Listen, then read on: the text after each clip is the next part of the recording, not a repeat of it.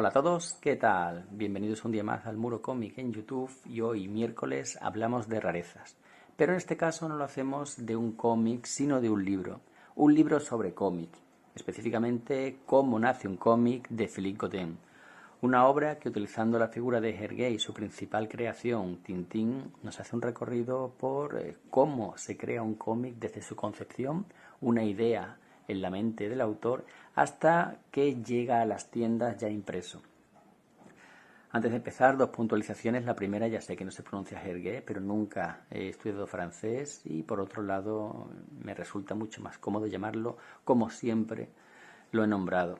Por otro lado, he elegido esto dentro de la sección rarezas porque realmente lo es. Este libro se publicó hace más de 30 años y no ha vuelto a ser editado nunca. Esta copia en concreto se vendió en el FNAC en el 92, en plena Expo, y ya de entonces era caro, más de 1.500 pesetas de la época. Todos los productos Tintín, todos los productos oficiales son caros. Si sois aficionados al personaje y alguna vez habéis querido comprar merchandising oficial, digo oficial porque es uno de los pocos personajes de los que es prácticamente imposible encontrar merchandising pirata, pues ya veréis que es muy muy caro. Las estatuas, los póster oficiales, la empresa que tiene los derechos del personaje es una de las más duras y que persigue con más ahínco las copias ilegales, la piratería. Así que, excepto en algún caso que hay un coleccionable de kiosco con figuritas o algo así, todos los productos relacionados con el personaje, incluido este libro, son muy caros.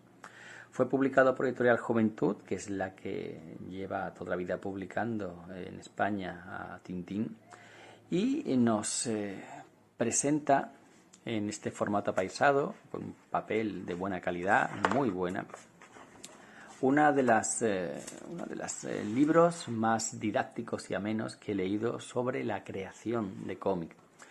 Dividido en capítulos que, ya veis, muy sencillo, el título, la documentación, la puesta en limpio, nos hace un narrador en tercera persona, nos cuenta cómo Hergé, no es el propio Hergé el que nos habla, sino un narrador contándonos las cosas, las ideas, las acciones del Hergé.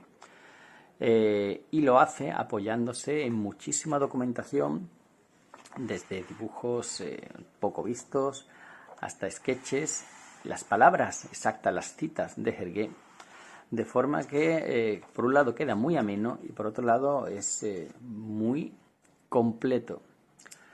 Si algo tengo que ponerle una pega, es que, este libro es un libro hecho por y para tintinófilos, para los aficionados al cómic específicamente, que consideran que Tintín es el culmen de este arte gráfico.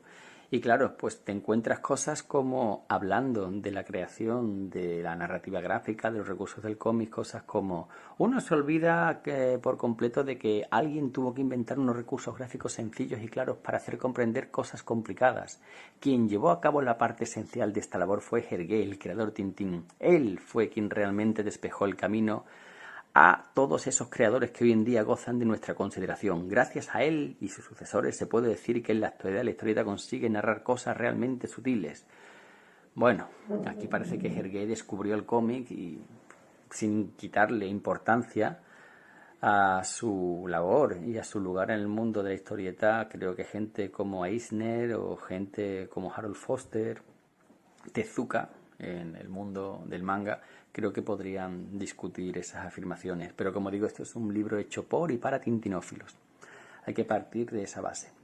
Y una vez dentro, pues lo que nos encontramos es narrado de una manera, ya digo, muy, muy sencilla, pero muy didáctica y eficaz, como una idea que surge en la mente del autor, que se queda archivada, que queda en una nota, pues poco a poco va cogiendo más y más importancia hasta que se decide hacer un álbum basado en esa idea y se decide quiénes van a ser los protagonistas, se toman apuntes de las diferentes tramas, de las diferentes conclusiones que puede tener la historia, y esto puede ser muy muy interesante para los aficionados y para los conocedores y estudiosos del personaje, porque Hergé ni mucho menos tenía claro y definido cómo iba a ser la aventura. Tenía diferentes opciones, diferentes finales, diferentes personajes que podían intervenir, y todo eso está aquí plasmado en documentos del propio estudio de Hergé,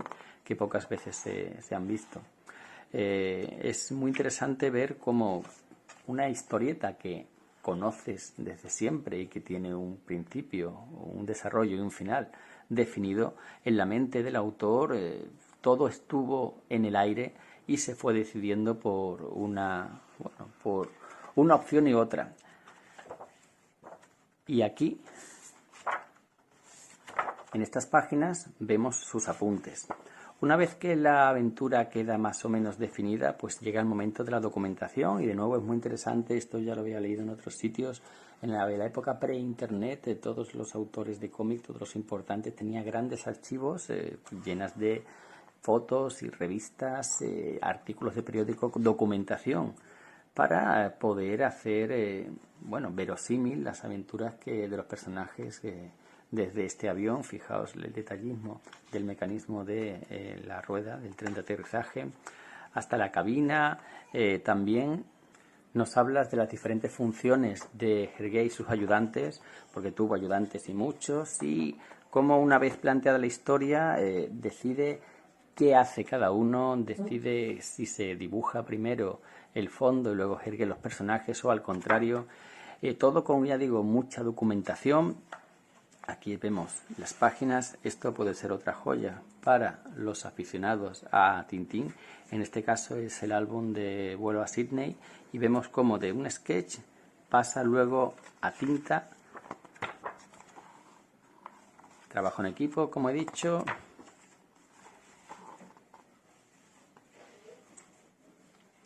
Yo no soy muy aficionado a Tintín. No, la época en la que debería haberme enamorado del personaje y sus aventuras, yo estaba leyendo los X-Men de Claremont y Lee. Así que no soy el público objetivo de este libro, pero tengo que decir que me ha interesado y me ha hecho, estos detalles, me ha hecho apreciar el trabajo que hay, el andamiaje que hay detrás de un álbum. La cosa lleva hasta el final, desde el título, la portada, las diferentes pruebas que hay, los diferentes títulos que hubo, el descarte. Todo es muy, muy detallado, pero a la misma vez muy ameno. No me canso de decirlo. Diferentes posibles portadas, 3 instantáneas de la misma secuencia, 3 propuestas para la portada del álbum. De nuevo, diferentes propuestas.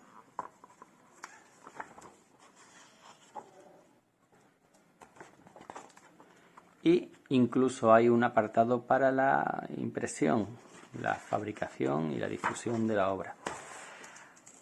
Así que es muy recomendable. Si no eres aficionado al personaje, como es mi caso, pues aprendes muchísimo. Muchos detalles de todo el proceso creativo, y contado de una forma amena, pero detallada, y de verdad, chapó. Pero si eres aficionado a Tintín, pues esto es, no sé, más que recomendable, no, imprescindible. Es un pequeño tesoro. Ignoro por qué no se ha reeditado, pero si hay copias ahí fuera y eres aficionado al personaje, de verdad merece la pena intentar hacerse con una de ellas. Y bueno, nada más, lo vamos a dejar aquí. Voy a hacer una pasada rápida por si me he pasado alguna página o algún sketch. Nos habla de los también inicios del personaje, de sus aventuras prehistóricas, lo de Tintín y los soviets, ¿cómo se llamaba?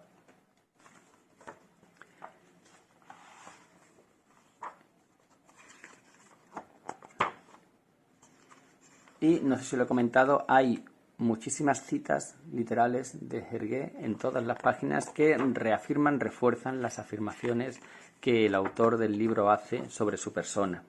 Aquí, siempre en amarillo, destacando.